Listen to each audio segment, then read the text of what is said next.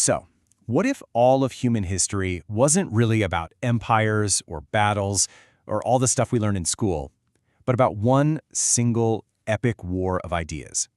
We're going to dive into this really powerful and, provocative thesis from 1873 that framed history as exactly that. It's a perspective that, believe me, shaped a ton of debate, and today it's a fascinating piece of intellectual history all on its own. When John William Draper wrote these words, he wasn't just talking about the new technologies and gadgets of his time. No, he saw society standing at this monumental crossroads, basically being forced to choose between two completely different ways of understanding the world. For him, the stakes, they couldn't have been higher. Okay, so who was this guy, Draper, and what was his big idea? His book, which was called History of the Conflict Between Religion and Science, put forward a pretty radical argument for its time. He basically said, look, if you want to understand the real story of civilization, you've got to stop focusing on the kings and the heroes. Instead, you have to see history as one long, continuous struggle between two competing forces, both fighting for control over the human mind. And this slide, well, it lays out the two sides perfectly.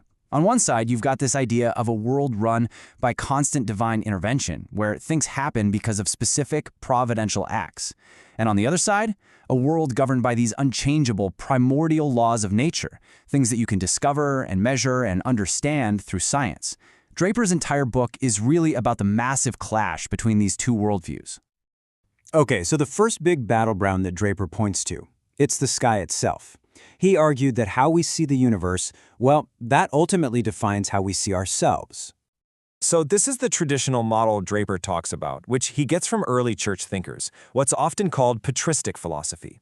He paints this picture of a cozy little human-centric universe. The Earth is the absolute star of the show, and everything else up in the heavens, the sun, the moon, the stars, it's all just there for us. But then, science comes along and starts picking this view apart piece by piece. First, Copernicus moves the Earth away from the center, and then Galileo, with his telescope, delivers a series of just devastating blows. I mean, moons orbiting another planet? Imperfections on the sun and moon? This wasn't just new data. According to Draper, this was like a wrecking ball to an entire philosophy. And with all these discoveries came this just terrifying new sense of scale. The distance to the sun alone, around 92 million miles, was a number so vast you couldn't even wrap your head around it. And just like that cozy, human-centric universe was gone, replaced by a cold, enormous, and seemingly indifferent cosmos. So the crucial point here is this massive shift in perspective. Just try to imagine looking at Earth from the sun. Our entire world, everything we know, would be less than a speck of dust. In this new, huge universe, humanity was suddenly no longer the center of everything. And this is the question Draper says just echoed through the intellectual world. If we are just living on this tiny, insignificant planet in an immeasurable universe, what's our purpose? What do we even matter? For Draper, this was the profound philosophical crisis that science kicked off. But the conflict wasn't just about the vastness of space. Draper says the next big fight was over the vastness of time, the battle for the true age of the Earth itself. The established timeline, based on scriptural interpretation, was clear and pretty small. As Draper tells it, the world was created about 4,000 years before Christ, which makes its total age a mere 6,000 years. All of history, all of nature, all of humanity had to squeeze into that tiny window. But again, science started telling a profoundly different story. Geologists were looking at rock formations and saying, whoa, this stuff had to have taken immense amounts of time to form. Archaeologists were finding human tools and remains right alongside animals that had been extinct for ages. The Earth, Draper argued, wasn't just thousands, but hundreds of thousands, if not millions of years old.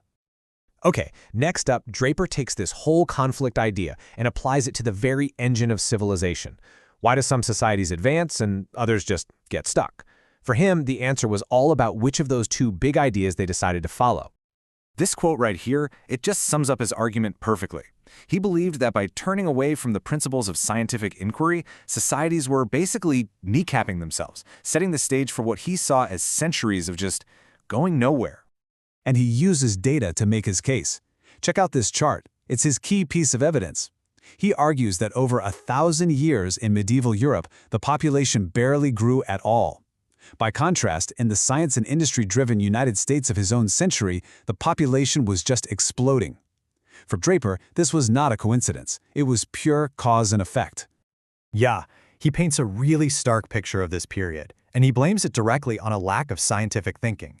Without systematic ways of dealing with sanitation or agriculture or medicine, he argues society was just trapped in this awful cycle of hardship, disease, and a tragically high death rate.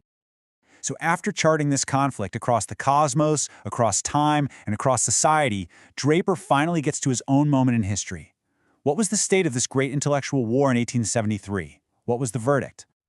For Draper, the theory of evolution was the ultimate expression of a world governed by law. Life itself wasn't a series of random, isolated acts of creation, but an unbroken chain of events, what he called an unavoidable phenomenon, all guided by natural principles.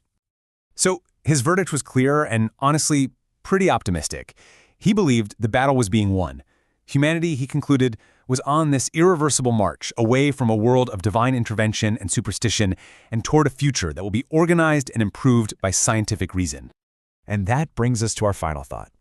Draper laid out this epic conflict, and he felt pretty confident about how it was all going to turn out. But it's important to remember that his whole conflict idea itself isn't universally accepted. A lot of historians today see a much more complex relationship between science and religion. So with that in mind, just look at our world now, a century and a half later. Was he right? Is the conflict he described really over? Or has it just changed its form?